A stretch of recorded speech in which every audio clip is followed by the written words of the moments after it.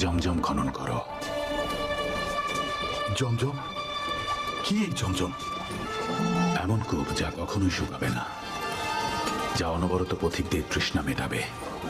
এটা সেখানে অবস্থিত যেখানে কোরবানি করা হয়। এটা কি কোন মরীচিকা নাকি নাকি এর নিচে পানি আছে? কোথায় তোমার পানি আব্দুল মুত্তালিব?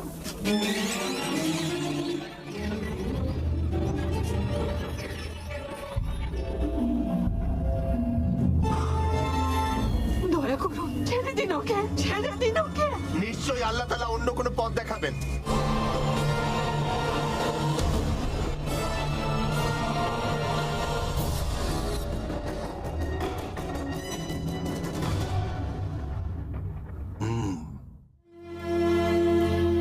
কি হলো আব্দুল মুত্তালিব? কোনো ভালো খবর?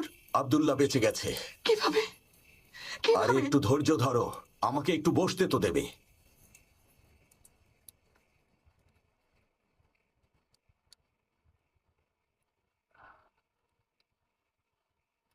যখন আমি হিজাজে গিয়ে পৌঁছালাম, তিনি বললেন, কি ক্ষতিপূরণ দিতে পারবেন? আমরা বললাম 10টা উট দিতে পারবো। তিনি বললেন, আল্লাহ ইশারা না দেয়া পর্যন্ত উট ও পুত্রের মধ্যে লটারি করুন। উট পড়লে কোরবানি করুন। যত উট লাগে নিয়ে যান আব্দুল মুত্তালিব।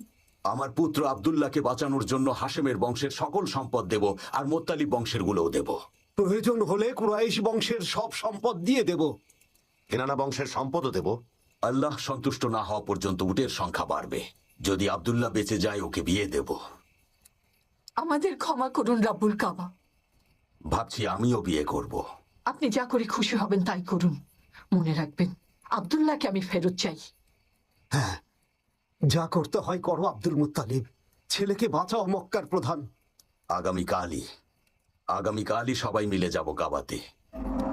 এই তীরটা হচ্ছে আব্দুল্লাহ, আর এই তীরটা উটের। জলদি করো ভাই, তুমি আমার জুমাহ বংশের ভাই।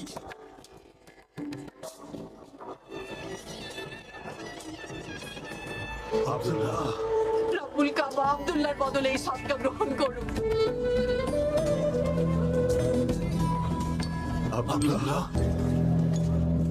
ইয়া রাব্বিল কাবা, দয়া করুন আপনি আমাদেরকে। আব্দুল্লাহর বদলে এই সদকা গ্রহণ করুন।